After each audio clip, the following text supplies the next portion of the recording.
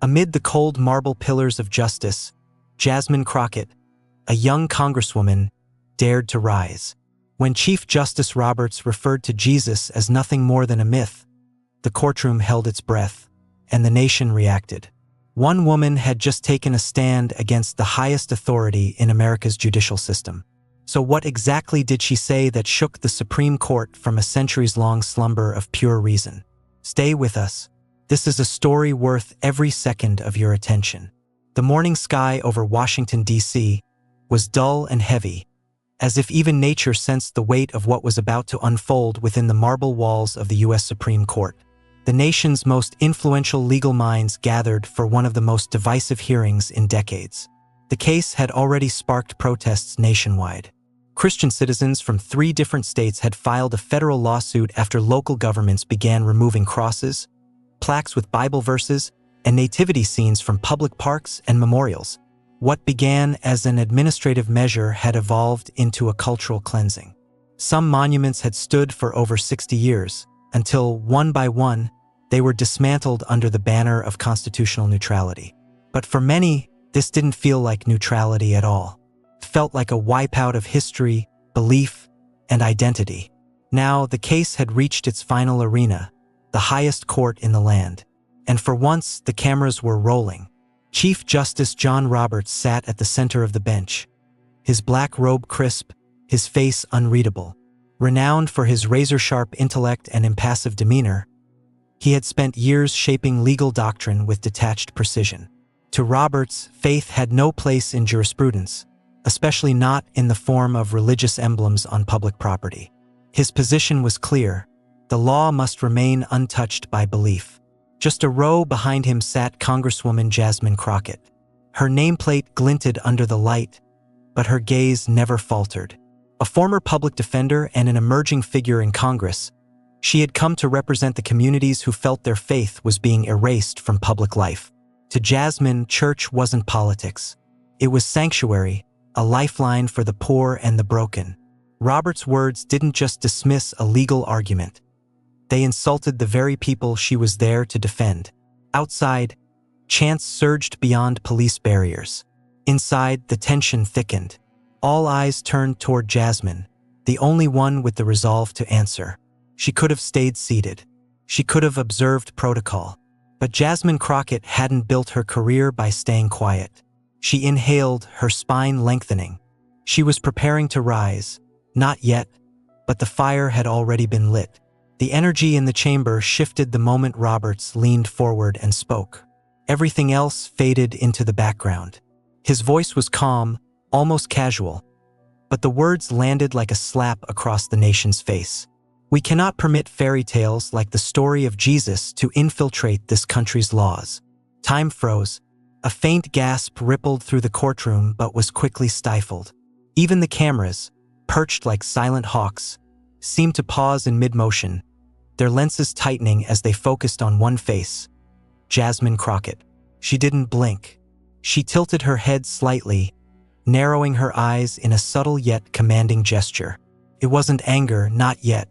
It was precision, the kind sharpened in courtrooms where composure had to outmatch outrage. But something inside her had shifted, and there would be no shifting back. This wasn't just a poor choice of words, it was an institutional attack. Not just on faith, but on everyone who lived theirs out loud.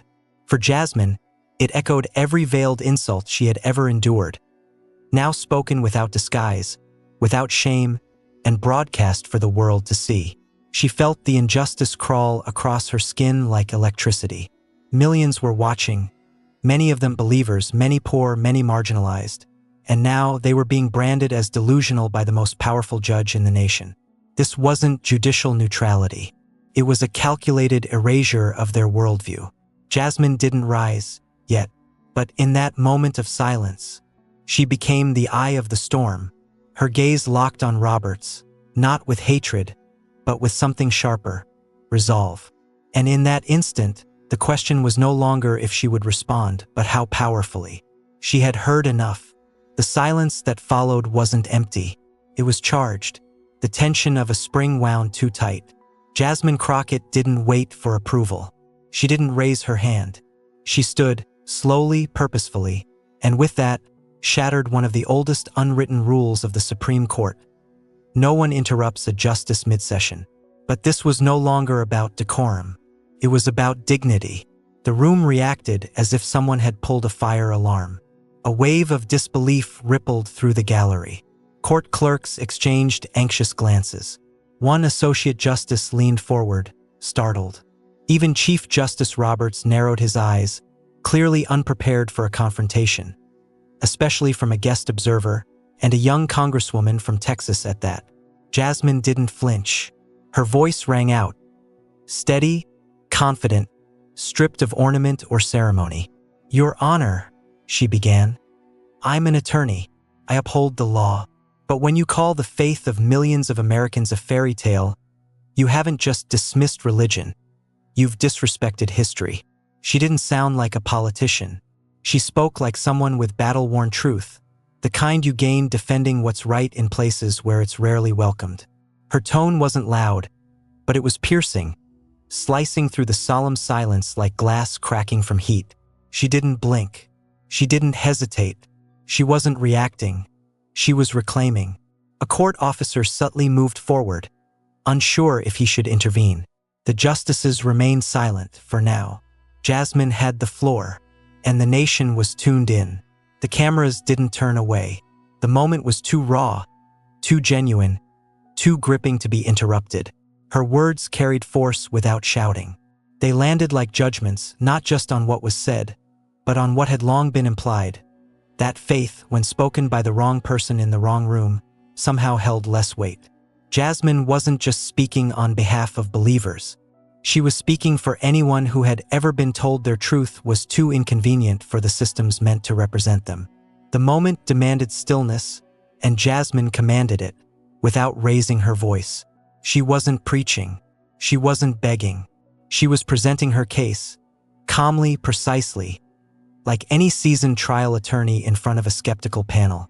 Her words were deliberate, but each one carried steel beneath its surface. "You said Jesus is a myth," she repeated. Her eyes locked onto Chief Justice Roberts. "Then let's consider what history actually records. Not sermons, not scripture, facts." She paused, just long enough to let the word echo.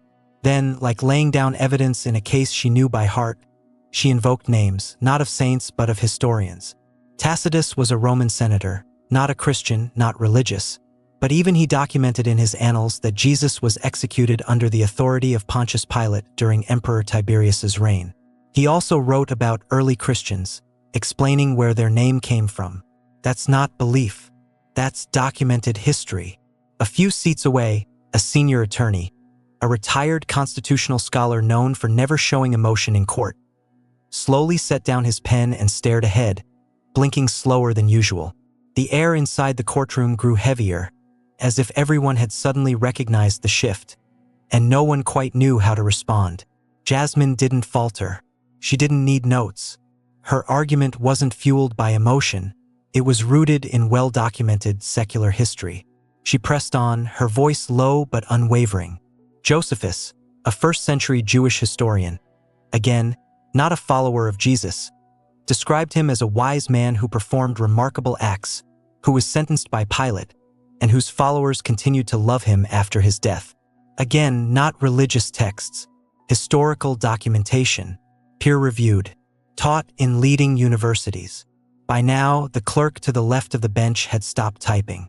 Her hands hovered above the keyboard, eyes wide, lips slightly parted, as if she'd forgotten she was meant to remain unnoticed. A young man seated in the back row, clearly a law student, leaned forward, elbows on his knees, his expression caught somewhere between confusion and awe. Jasmine had transformed the courtroom from a battlefield into a classroom, and no one dared disrupt the lesson. Even the stone pillars seemed to lean in, listening. She could feel it, a shift, not a victory yet but momentum, that unmistakable current in the air when truth begins pressing back against authority. She wasn't asking anyone to believe in miracles. She wasn't arguing theology. She was pushing back against the idea, spoken by the nation's most powerful judge, that a man who altered the course of history could be dismissed as fiction. And by doing that, she exposed the deeper issue. This wasn't just a debate about religion. It was a signal that some histories, some truths mattered less, especially when they made the institution uncomfortable. The injustice stung, but Jasmine didn't show it. Instead, she stood taller, her voice firm, its weight increasing with every word. "You don't have to believe Jesus was the Son of God," she said. "But if we start pretending he never existed at all, we're not protecting the Constitution, we're erasing history." The silence that followed was dense, not with hesitation but with calculation. Chief Justice Roberts remained still for a few seconds longer than normal, the sort of stillness only men accustomed to complete control can wield. Then, with the poised certainty of someone used to shaping precedent, he replied. His voice wasn't defensive. It was deliberate, restrained, honed to precision. "Let me be clear," he said slowly, articulating each word. "I am not claiming faith is wrong. I am stating that faith cannot and must not serve as the foundation of law in a secular democracy." He leaned forward slightly, hands clasped neatly, like a professor preparing to correct a student. "Our legal framework must be grounded in logic, in reason, in evidence, not in personal belief or religious tradition." He didn't raise his voice. He didn't need to. In that chamber, his words held the weight of law or close enough. And in that brief, rehearsed declaration, he reframed the entire exchange. He was no longer criticizing religion. He was defending the system, wrapping his position in the language of neutrality, as though Jasmine's carefully structured response had merely been an emotional reaction, rather than the fact-based rebuttal it clearly was. But Jasmine recognized it for what it truly was, not neutrality but diversion. She straightened, her response coming without pause, not rushed, but filled with certainty. "With all due respect, no one is asking for faith to dictate your decisions," she said, her tone steady and clear. "But pretending that the roots of our legal system just appeared, while cutting away the very moral ground from which they grew, that's not neutrality. That's revisionism." She took a step forward, not with her feet, but in presence. Her voice deepened, like someone carrying the weight of generations. "You speak of logic, of reason, of evidence. So let's address those," she said, her gaze sweeping the chamber. There was no pleading in her look, no theatrics, only unwavering conviction. "Where do you think the concepts of mercy, justice for the vulnerable, debt forgiveness, and care for the widow and orphan came from?" Her tone sharpened slightly. "These aren't just philosophical musings. They're inheritances, passed down from the very man you just labeled a myth." That line struck. Not loud, not dramatic, just grounded and heavy with significance. A low murmur stirred among those seated behind the bar. A law clerk seated near the far left shifted, posture suddenly rigid, like she'd realized she was witnessing something not found in textbooks. One of the senior attorneys for the plaintiff side gave a slow, subtle nod. Easy to miss, but not missed. Jasmine could sense it, not approval, but recognition. People were no longer just hearing her. They were listening differently now. She continued, voice unshaken. "I didn't come here to sermonize. I came here to remind this court that dismissing Jesus as irrelevant to the legal traditions of this country isn't about protecting law from faith. It's about erasing the very cornerstone that allowed many of us to believe in justice to begin with." She didn't blink. She didn't retreat. Her presence filled the courtroom like something ancient and undeniable had entered. Not mystical, not religious, simply real. The kind of truth that doesn't need to shout to be heard. And just when it felt like her message had reached its height, Jasmine leaned in, not physically, but with the force of history. Her tone didn't rise. It deepened, quiet, steady, commanding. "The first hospitals in the Western world weren't built by kings or funded by emperors," she said. "They were created by Christian communities, small ones, nuns and monks who cared for the sick when no one else would. Not for profit, not for prestige, but because they believed that every life, even the poor, even the dying, was worth saving." She paused just long enough for the silence to imprint the words. Her gaze shifted from Roberts to the rest of the bench, not confrontational but firm. "The first orphanages, same story. Long before the government ever offered social services, there were church doors open to abandoned children, infants left in baskets, foundlings with no names, taken in, clothed, fed, protected. Not because it was law, but because it was belief. A belief that even the unwanted deserve dignity. A few heads in the gallery tilted slightly, expressions tight with the effort of processing something unexpected. Even one of the younger justices leaned forward, lips parted slightly, as if on the verge of interrupting but caught, silent. Then came the line that would be replayed across media outlets for days. Not shouted, but spoken like a discovery. The Geneva Conventions, our global code for war ethics, didn't come from philosophers in ivory towers. They were drafted by men who saw the worst of humanity and reached for a principle older than politics. That even in war, people matter. That you don't torture, you don't mutilate, you don't kill for amusement. Why? Because behind those laws is a belief that every human being, no matter how weak, how wounded, how unwanted, holds worth. That's not just law, she continued. That's legacy. And whether we admit it or not, that legacy began with Jesus. The words didn't just land, they cracked something open, not with gasps or movement, but with an unmistakable shift in the room's energy. A veteran court reporter, someone who had transcribed thousands of courtroom hours, had frozen, her fingers suspended above her keyboard like she was waiting for permission to continue. A law professor seated in the back, known for his unemotional demeanor, leaned forward, not to critique, but to hear.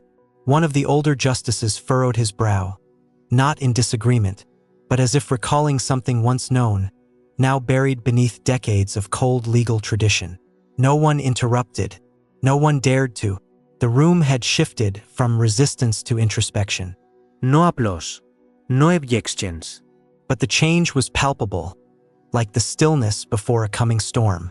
And Jasmine, she didn't smile. She didn't soften. She stood firm, not in rebellion, but in quiet strength. Her posture said it all. I'm not here to comfort you. I'm here to make you see. This wasn't about imposing religion on the court. It was about reminding them that many of the freedoms they championed, rights they called victories of law, were rooted in a legacy they now deemed irrelevant. The injustice wasn't in disagreement. The injustice was in pretending it had never mattered. And for the first time since the hearing began, Jasmine felt the current shift in her favor. Not because she demanded it, but because she had earned it, not through noise but through truth. The weight of Jasmine's words lingered in the air like smoke after a blast, refusing to vanish, instead settling deeper into the bones of the room. For a few long seconds, no one even seemed willing to breathe too loudly. The judges, the aides, even the gallery sat suspended in that rare, charged stillness where something intangible had shifted, but no one could quite put a name to it. And then, subtly, it happened. Chief Justice Roberts, the man infamous for never flinching, never hesitating, never offering the room more than what protocol demanded, stopped writing. His pen froze mid-sentence, and his hand slowly lowered to rest on the desk. He didn't sigh. He didn't roll his eyes. He simply looked up. His gaze met Jasmine's, and for the first time since the hearing commenced, he didn't look through her. He saw her, not as a visiting legislator or a voice from the opposing camp, but as someone carrying weight, clothed in conviction like armor. And something in him, something more ancient than legal doctrine, deeper than formal training, recognized it. Not agreement, not concession, but recognition. Gradually, Roberts leaned back in his chair, the leather beneath him creaking faintly with the shift. He set the pen down gently, interlaced his fingers, and let out a breath. Not heavy, but reflective. The entire courtroom seemed to lean forward, almost involuntarily, as if waiting for a verdict before the verdict.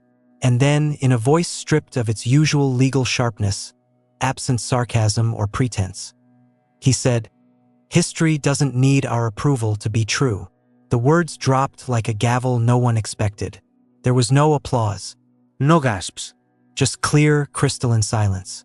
Not the silence of confusion, the silence of realization.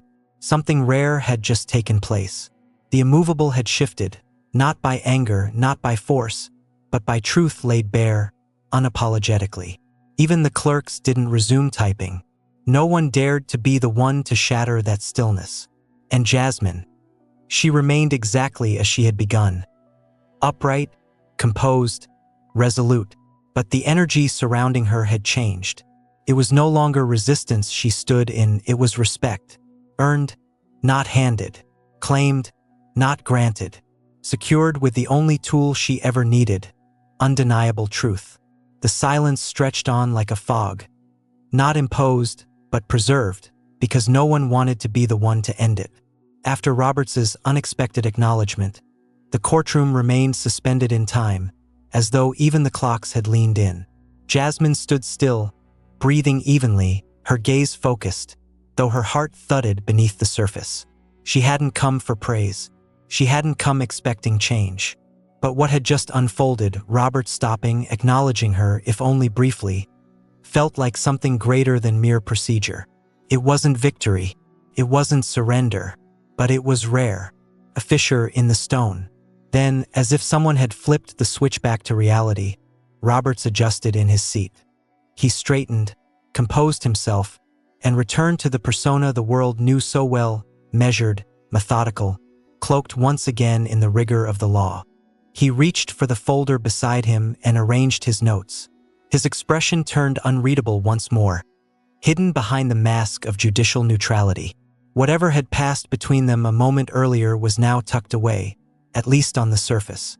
When he finally spoke again, it was with the controlled cadence of a man closing a chapter. "This court," he began, "will uphold the prior ruling.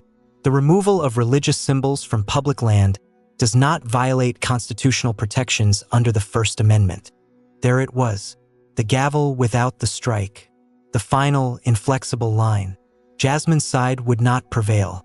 The statues, the plaques, the markers of faith, they would remain boxed away, not restored to public spaces. For now, the law would not affirm their place in civic life. Around the room, a few nodded. Others lowered their eyes. One attorney quietly snapped shut his briefcase, already anticipating what came next. Jasmine exhaled, not in defeat, but in recognition. She had known this was always a possibility. She had walked into this courtroom prepared, not just to face one man, but an entire legal worldview that had long built a wall between spirit and statute. But then Roberts did something else, something no one anticipated. Just as the bailiff moved to signal adjournment, the Chief Justice raised one hand, just slightly, and he spoke once more. His voice was softer now, not performative, not dramatic, just human. "Still," he said, pausing between the words as if selecting each one with care, "belief, when freely held and never forced, might be the most beautiful thing humanity has left." There was no response. Not from the bench, not from the gallery, not from Jasmine, because what he had just said didn't belong to the case. It didn't belong to precedent or codes or constitutional analysis. It belonged to something deeper, the space where belief resides when logic runs dry. And it came from a man whose reputation was built on rarely, if ever, letting emotion slip past the rigid walls of his verdicts. That weight didn't show on Roberts's face, but it radiated in the silence that followed. A silence no longer shaped by closure, but by possibility. Jasmine didn't smile. She didn't flinch. She simply met his eyes for a fleeting moment, not in challenge, but in acknowledgement. That sentence, that single line, wasn't a reversal. It wasn't justice, but it was something almost more elusive, admission. The kind of quiet concession that doesn't alter rulings, but can shift the direction of future questions. Where authority typically hides behind robes and stone walls, Jasmine had made it rise and blink. She turned slightly, glancing at the row behind her. Some of the plaintiffs, elderly veterans, pastors, community members, were still digesting what had just transpired. They hadn't reclaimed their monuments, but they had witnessed something they never thought possible. A challenge rooted deep in the heart of the very system that had denied them. A brief, unexpected human moment in the most impersonal room in America. She gathered her notes slowly, not in haste. She moved with the grace of someone who hadn't been defeated, just someone who had reminded the world of what still matters. Every courtroom has a winner and a loser, at least according to the record. But not every courtroom has someone who shifts the atmosphere, who makes the untouchable consider what was once deemed unthinkable. Outside, the cameras were already spinning, microphones extended, reporters ready for a quote, a headline, a soundbite they could trim down into 20 seconds of outrage or celebration. But inside, still in that chamber, Jasmine remained tall, needing no words. Her message had already landed, not only with the justices but with the entire nation. Because sometimes the most potent statement isn't carved into law. Sometimes it's voiced by the one person no one expected to speak it. And Jasmine knew exactly what she had done. She hadn't changed the decision, but she had altered the room. Chief Justice Roberts' words wouldn't end up in legal textbooks. They wouldn't be cited in future cases, but they would be remembered, whispered by clerks, quoted in op-eds, discussed in classrooms. It would become one of those courtroom stories law students would one day read, not for what it accomplished, but for what it revealed. As she exited the chamber, her pace was steady, not triumphant, but grounded. She had stood before the nation's highest court and told the truth, not because she believed they would agree, but because truth deserves to be spoken, even when unwelcome, especially then. And behind her, still seated in silence, was a man who, for just a moment, had allowed that truth to reach him, just long enough to stop his pen, just long enough to set aside the law, just long enough to remember that faith, when not imposed, still has the ability to stir even the hardest hearts.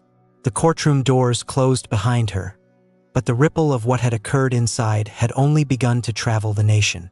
Jasmine hadn't even been outside the building for 20 minutes before the first video clip hit the internet.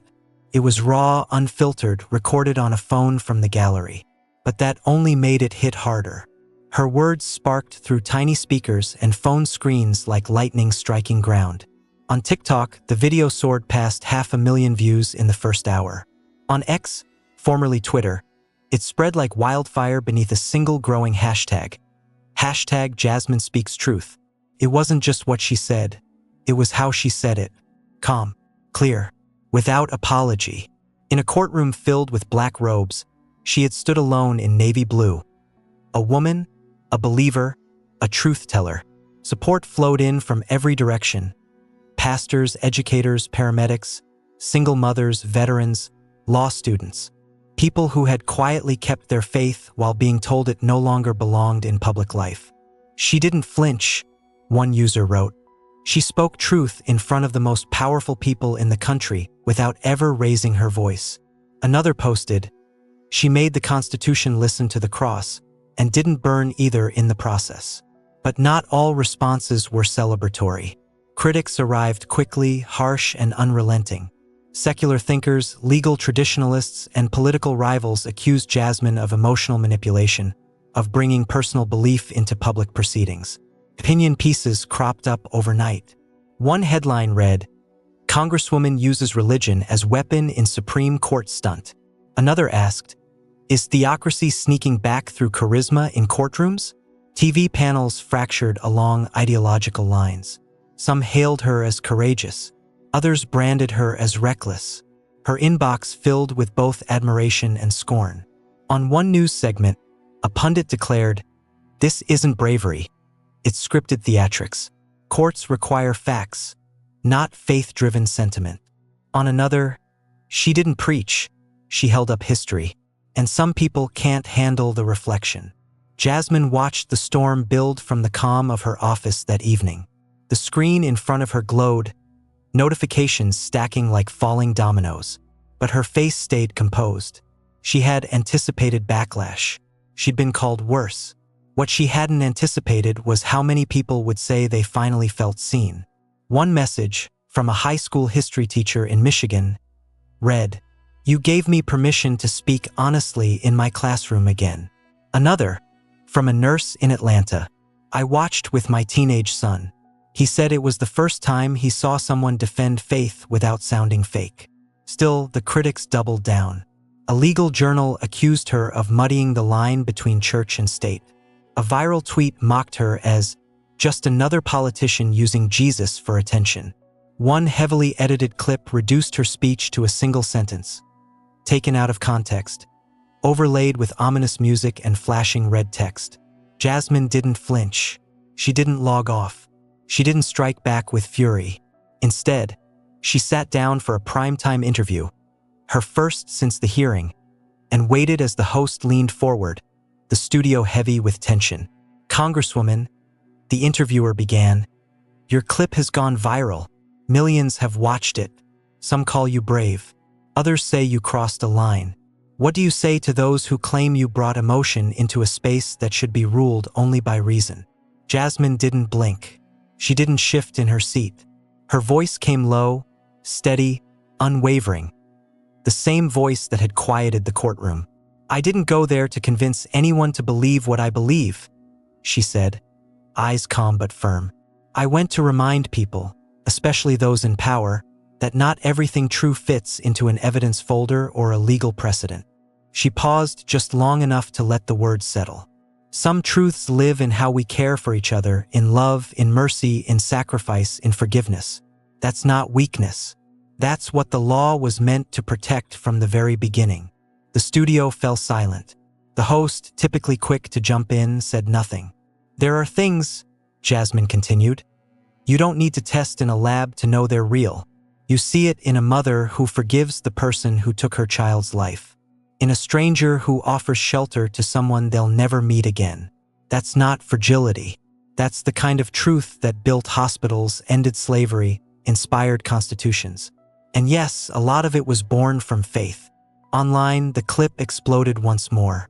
The same voices that had previously accused her of being too emotional now claimed she was too composed, too calculated.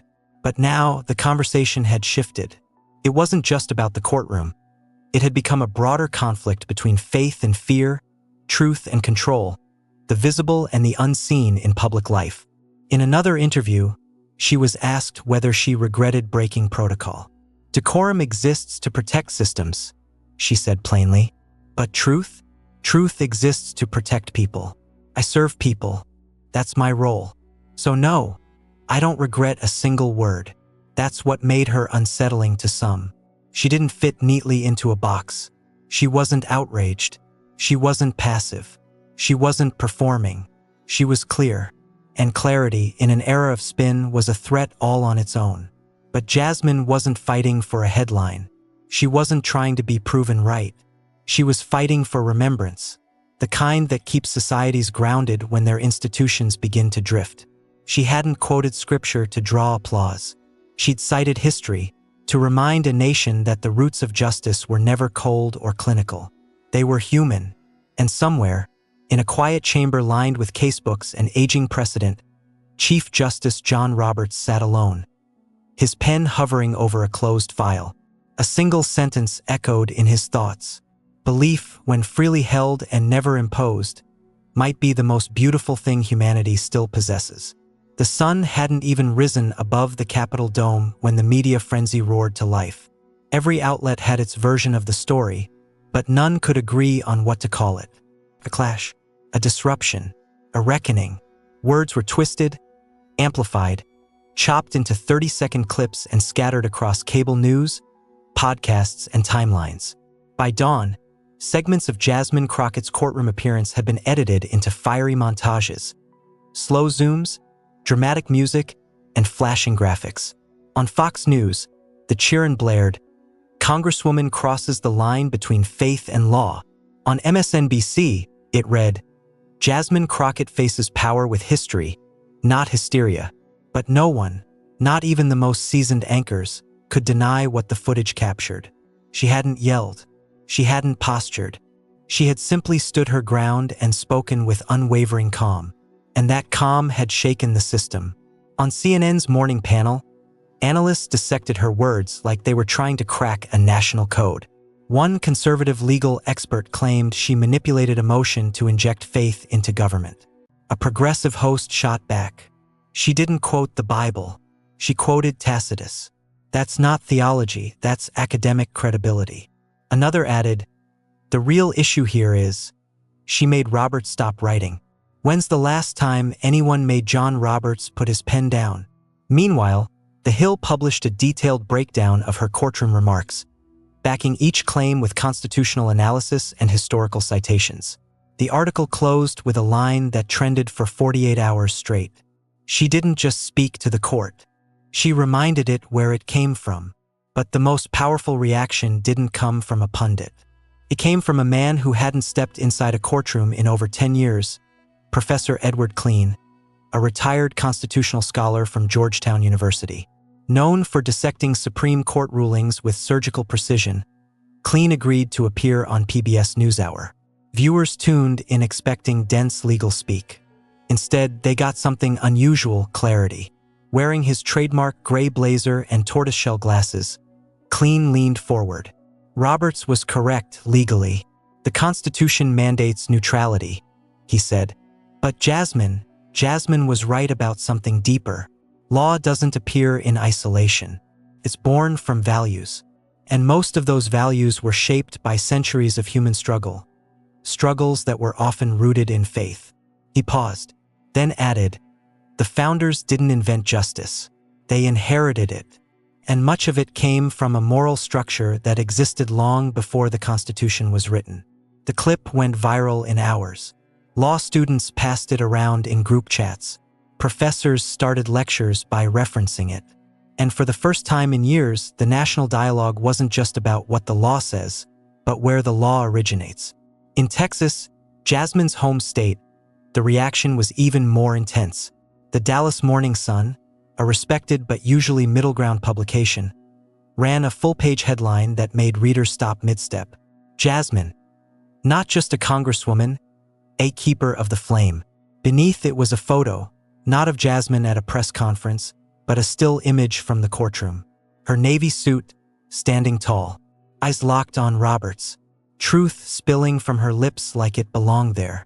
The article wasn't just flattering. It was a reckoning. It outlined how, in one appearance, Jasmine had rekindled long-suppressed questions beneath legal procedure. Can morality exist without memory? Can justice endure without humility? And most haunting, what happens when a system forgets its soul? Back in D.C., Jasmine didn't retreat, but she didn't chase the spotlight either. She turned down 3 Sunday show appearances, refused to turn the moment into political branding, and she kept her interviews brief, sincere, and unpolished. Her team advised against it. They wanted her to shift gears, control the narrative, capitalize on the momentum. She declined. Instead, she gave a single sit-down interview, just one, to a local NPR station in Austin. In a quiet booth with no cameras, only 2 microphones and a ticking clock on the wall, the host, a soft-voiced woman named Elise, leaned forward and asked, "Congresswoman, in the past 72 hours you've been called everything from brave to irresponsible. What do you say to those who believe you violated courtroom decorum?" Jasmine didn't flinch. "Decorum matters," she said. "But there are times when staying silent would amount to complicity, and I've never believed in masking the truth just to make power feel more at ease." Elise nodded, then posed a deeper question.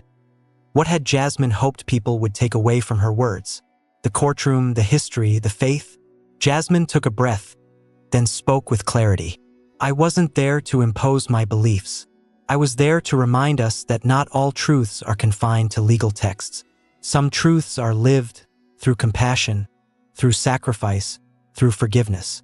They don't grab headlines, but they save lives. That's what the law was always meant to uphold.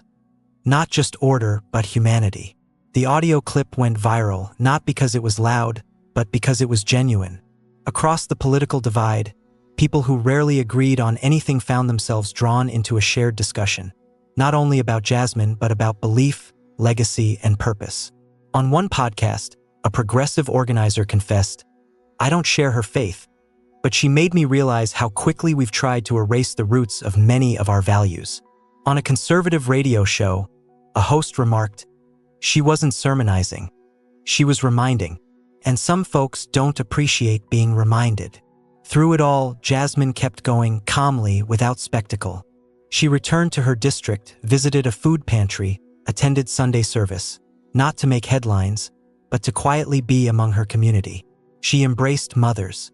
She knelt to talk with children.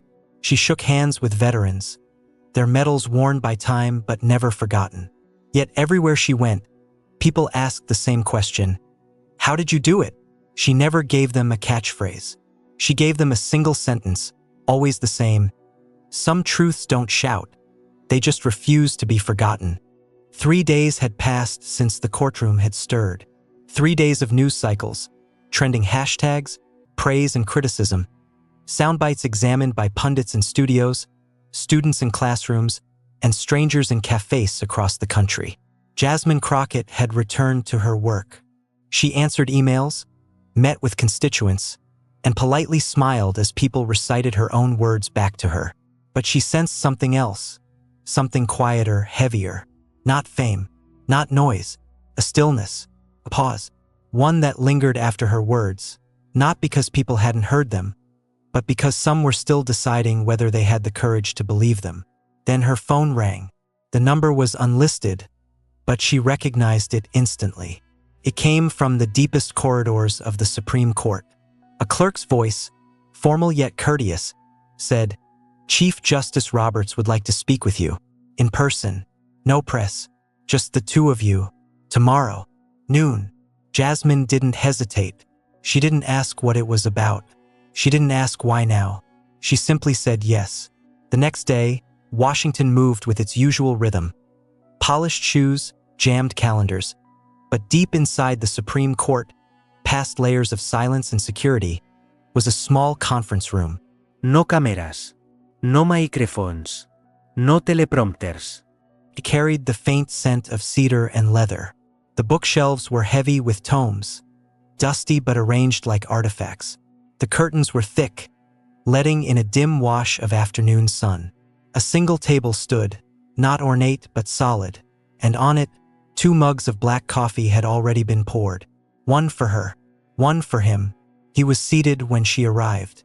Chief Justice Roberts stood politely and extended his hand.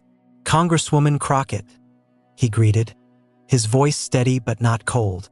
"Mr. Chief Justice," she replied, composed, her tone neither submissive nor confrontational. They sat. No ads. No clerks. No consultants. Just 2 people who, days earlier, had stood on opposing ends of one of the most sacred chambers in government now face to face. Not as adversaries, but as something more vulnerable, like confessions waiting to be exchanged.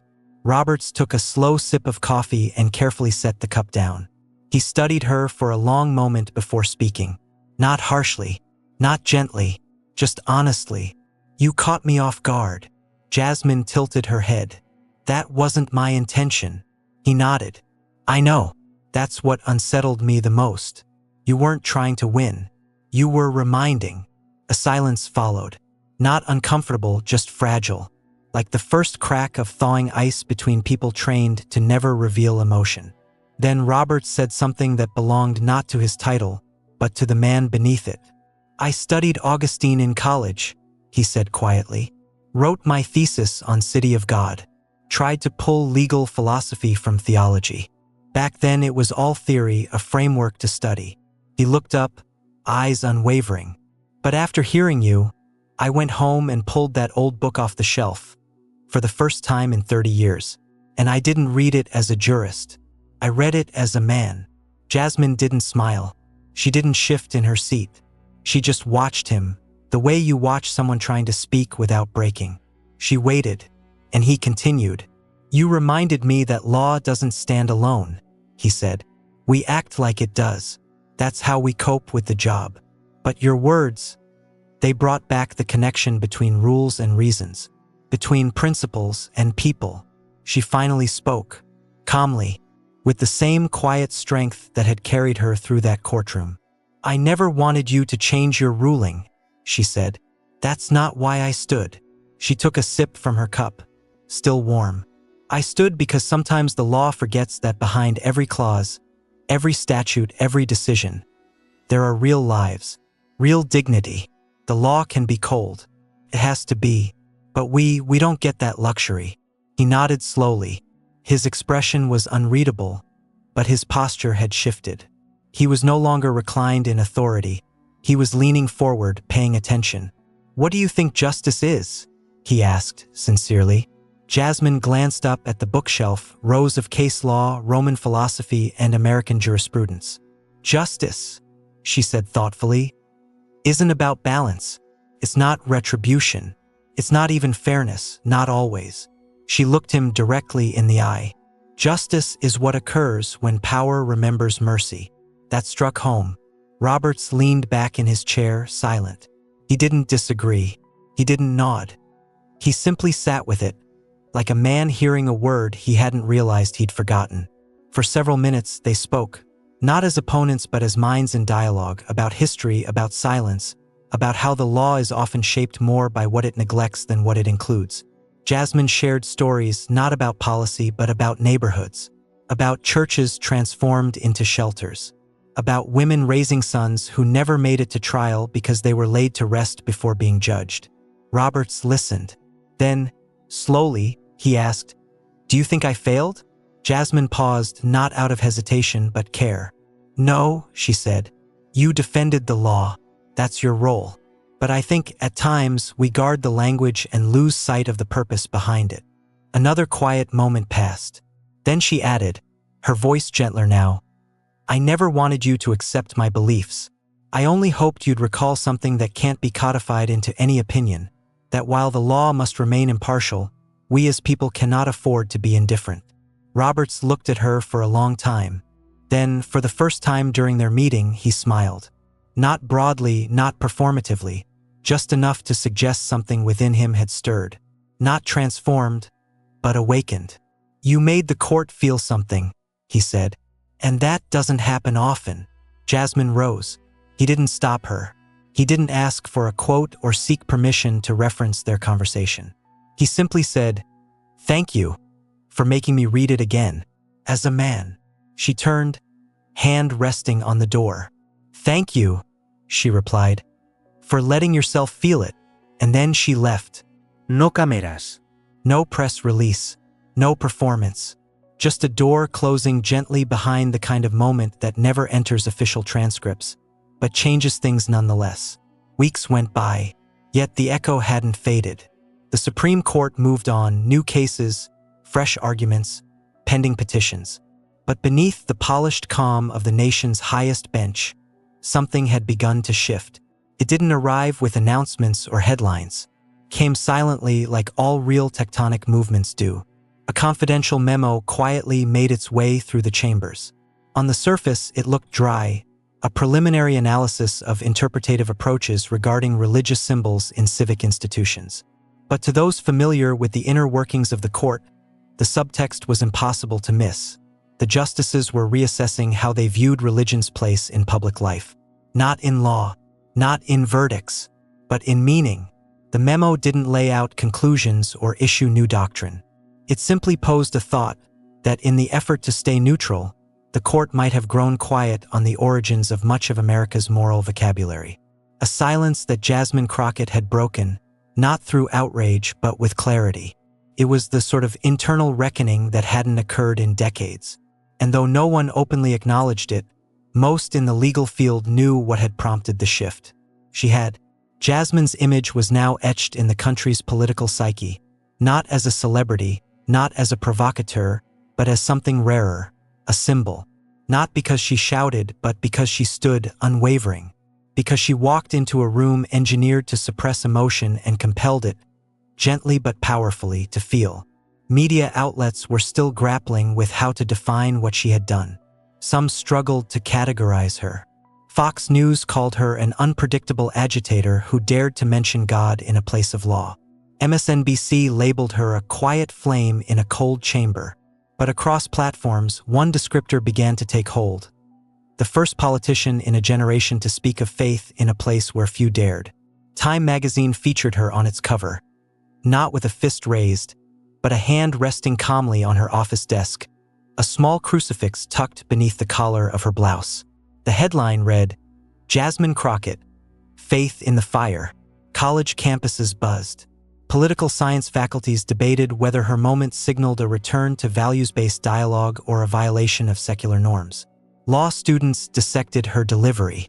Linguists analyzed her inflection.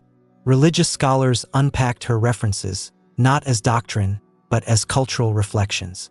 And in the quiet corners of the internet, a Reddit post began gaining traction. It was simple, a still frame from the Supreme Court livestream. Jasmine standing alone, chin up, eyes clear. The caption read, "For the first time, I saw someone stand in the Supreme Court and not bow when they mentioned God." It wasn't viral. It wasn't flashy, but it was real. And it traveled from thread to thread, especially among students, young lawyers, and quiet believers who had learned to downplay their faith in places where conviction was seen as naivete. Netflix took notice, already producing a documentary series on the evolution of the American legal system. The team scrambled to include a final, unexpected chapter. The episode was titled, "When Law Met Belief." They aired the courtroom footage in full, no cuts, no dramatic score, no voiceovers. Just the real exchange between Jasmine and Roberts. The silence of the room, the intensity in her gaze. Then, in the final scene, a single voiceover, Jasmine's, from that radio interview days later. "Faith doesn't need to win, it just needs to stand." The screen faded to black. And in that stillness, a new generation glimpsed something nearly lost. A way to hold both principle and belief in one hand, without burning either. But none of that changed how Jasmine lived her daily life. She still arrived early to the office, wore plain suits, annotated case files in pencil. She still greeted the janitors by name, skipped press tours, and answered her own calls whenever possible. Her team begged her to capitalize on the momentum, to start a podcast, write a memoir, maybe even whisper about a Senate bid. She declined.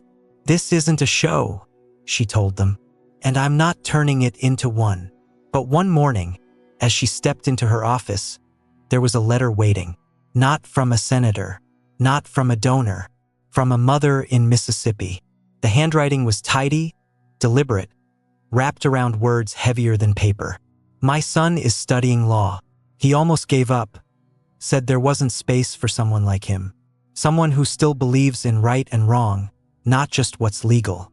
After watching you, he told me, maybe I don't have to choose. You gave him back his reason to stay." Jasmine held the letter for a long while, then folded it gently, placed it into the drawer beside her copy of the Constitution, and sat at her desk with the quiet burden of generations resting softly on her shoulders. Weeks went by, and the court remained officially silent on the memo. No announcements, no leaks, no formal decisions. But the conversations had started, within chambers, in academic circles, law journals, and even in footnotes. People were beginning to ask not just what the Constitution contained, but what it omitted, the place of conscience, of heritage, of invisible values that shaped the very words justice used to justify itself. And though Jasmine never sought recognition, everyone understood where the spark had been struck. From the instant Jasmine Crockett first stepped into the towering walls of the Supreme Court, she could feel the air vibrating with more than ceremonial stiffness. In those marble corridors, voices echoed, footsteps clicked, and every expression wore the same practiced calm. She had come prepared to defend the right of ordinary people to preserve their beliefs in public spheres. Yet something deeper tugged at her. A stillness in the building, as if it had grown cold from centuries of distant formality, waiting for someone to rekindle the warmth it once held. The day she challenged Chief Justice John Roberts felt like lightning striking a glass fortress. Cameras captured her composed demeanor, her unwavering stance, her refusal to retreat when Roberts brushed aside the figure of Jesus as mere folklore. The internet exploded overnight. Half the country applauded her bravery. The other half accused her of emotional manipulation. But through it all, Jasmine stood firm.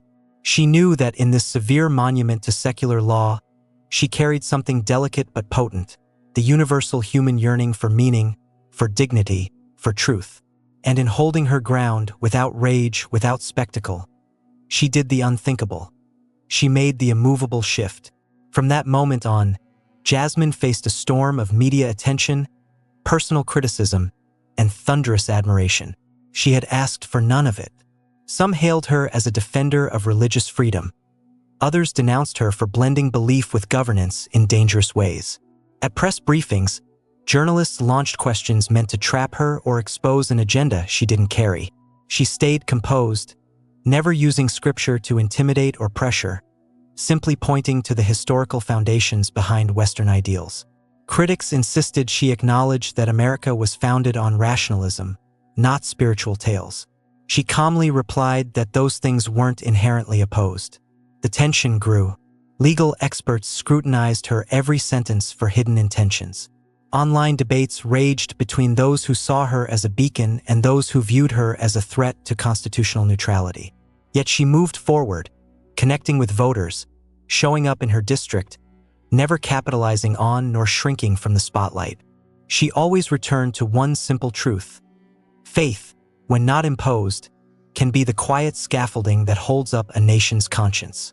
And while the law demanded strict judgments, she knew that humanity flourished best in the murky in-between. Still, the injustices she had experienced remained fresh in her memory. She was not naive to the ease with which people dismissed her as idealistic. She understood the sting of disapproval that came from challenging authority in its most sacred chamber. She saw it in the tight-lipped smiles of seasoned lawmakers who believed she had overstepped. The day Roberts declared in court that Jesus was a fairy tale had hurt, not only because of her personal belief, but because of the millions who drew hope from a figure that had inspired generations of compassion and sacrifice. Attorneys who once greeted her with courteous nods now watched her closely, waiting for missteps. Whisper campaigns spread, accusing her of theocratic leanings.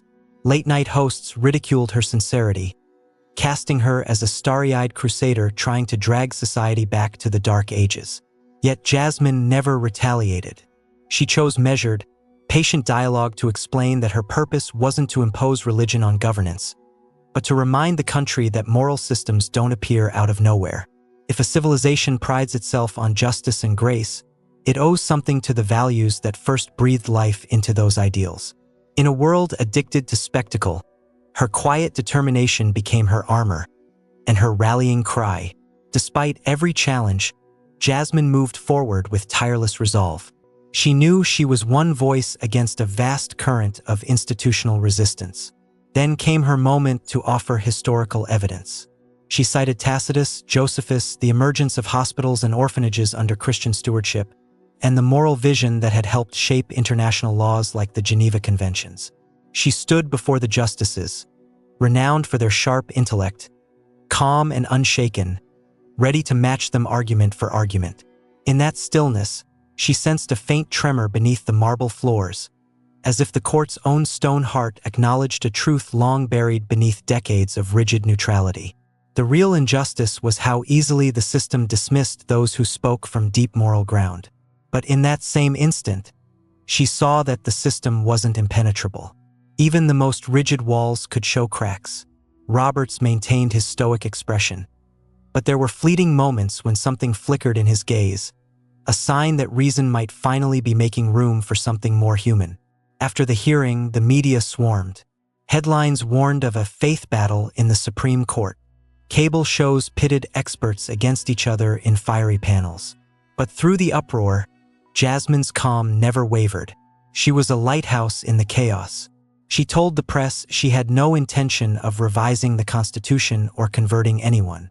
She simply wanted to remind the country that liberty, when stripped of empathy, becomes hollow. Social media lit up. A new wave of young supporters emerged, people who had never felt represented in the highest echelons of power. One anonymous law student posted, "I never believed someone could stand before the Supreme Court and speak about faith without sacrificing intellectual honesty, until I saw her do it."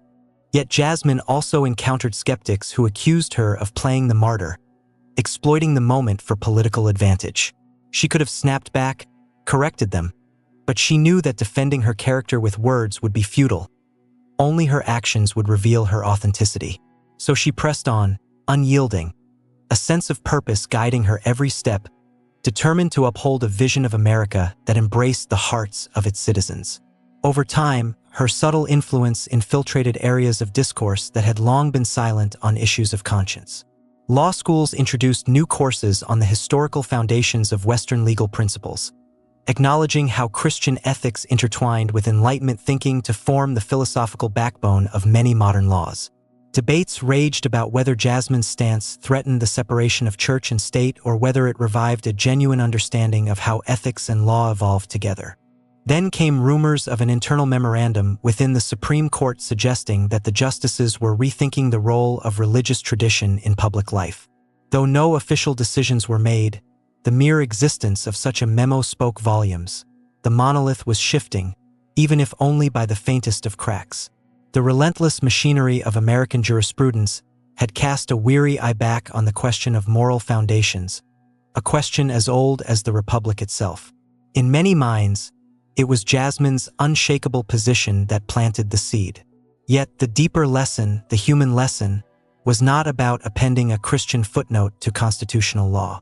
Nor was it about undermining secular reason.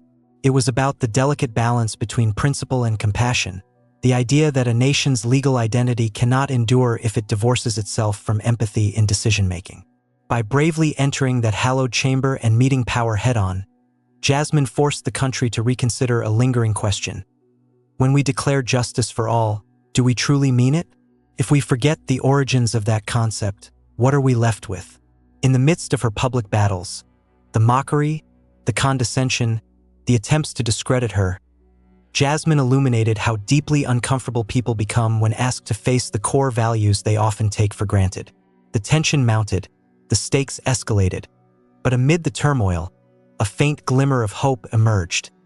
A belief that maybe, just maybe, honesty could break through the centuries-old armor of detachment. This brings us to the final, resounding message of Jasmine's journey, a lesson that echoes far beyond the Supreme Court's walls. In standing firm against a culture that often demands moral indifference in the name of neutrality, she reaffirmed that faith, in whatever form it takes, need not be a weapon for control. It can be a gentle custodian of collective conscience. Her act of refusing to bow to the logic of dismissal did not forcibly merge church and state. Instead, it reminded us that behind every legal code lies a tapestry of human stories, tears, triumphs, and beliefs. This tapestry is fragile. Without it, law loses its heartbeat, and humanity risks creating rules devoid of meaning. Jasmine's stand is a clarion call, urging society to remember its roots, face its moral dilemmas with both reason and compassion, and ensure that no single viewpoint, religious or otherwise, disappears from the national dialogue. For while the law must remain impartial, people must never become indifferent.